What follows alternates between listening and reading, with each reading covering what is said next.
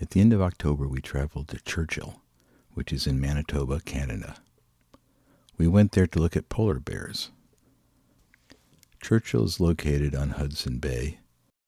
As can be seen from this satellite view, Churchill is a very small place, although it has a fabulous airstrip. During the 6-week polar bear season, this frontier town of only 800 people swells such that every single bed is taken up and every single slot in every restaurant is used up. But why Churchill? Well, Churchill is situated right where the sea ice forms on the Hudson Bay. And it turns out that the sea ice is the lifeblood of the Arctic Sea's ecosystem and of the polar bear's life.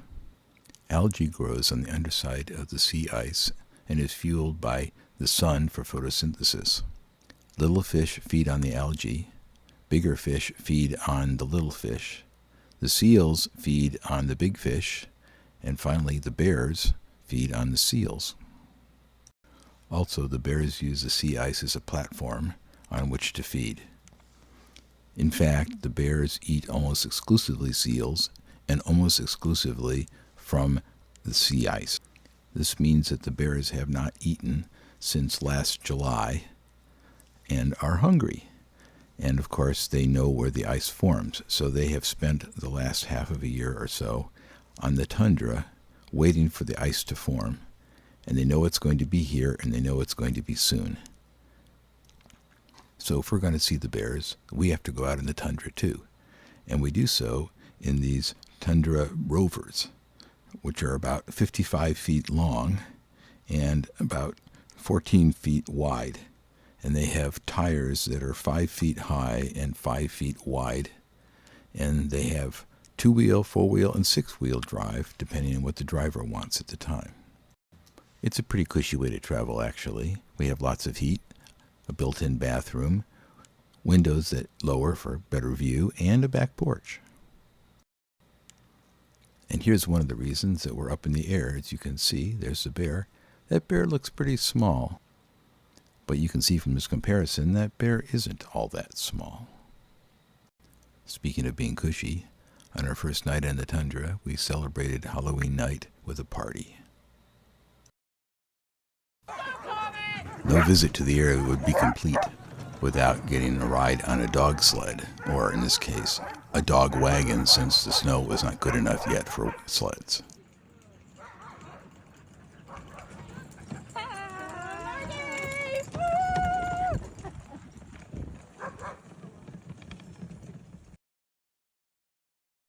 And now it was time to go out on the tundra and look for bears.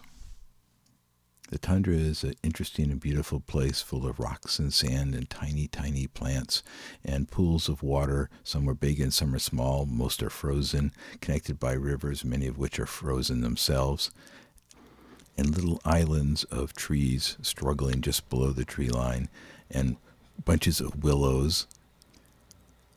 It was relatively warm in that it was getting up to the 20s, but the wind could be amazing. And we had sun, and we had whiteout, and we had everything in between. And with that wind, an exposed hand could freeze in just a couple of minutes. Excitement! A bear has popped out of the willows right next to our rover.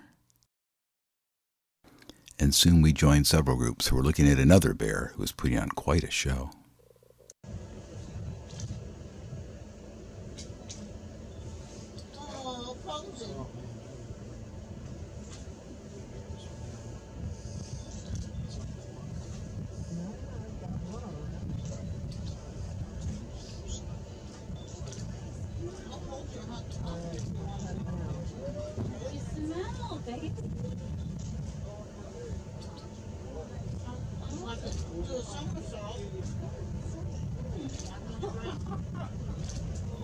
The claim is that the bears will roll around like this to clean themselves off, but I'd prefer to think that they're just having fun like puppies or kittens.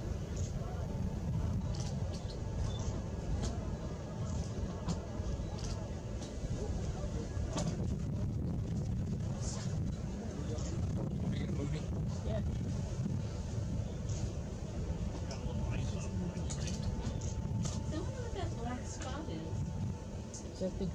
Of course, there are other creatures out here, like these chubby ptarmigans that are about the size of chickens. In fact, some have called them tundra chickens. They look like snow that moves. And here's a cross fox, so called because of a pattern of its fur on its back. But mostly we love the bears, of course. And how's this for an adorable 600-pound puppy?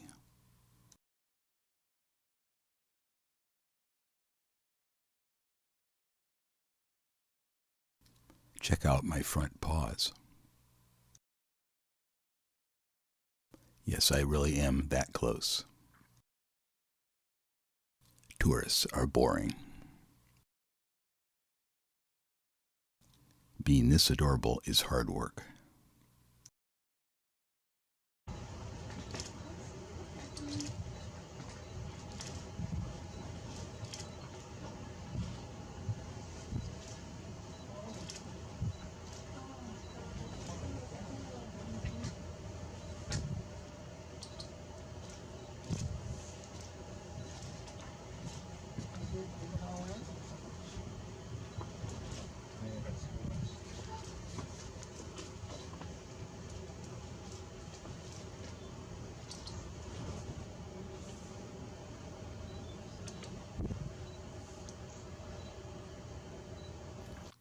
After 2 days of viewing bears on the tundra, it was time to say goodbye to our wonderful guide and rover driver.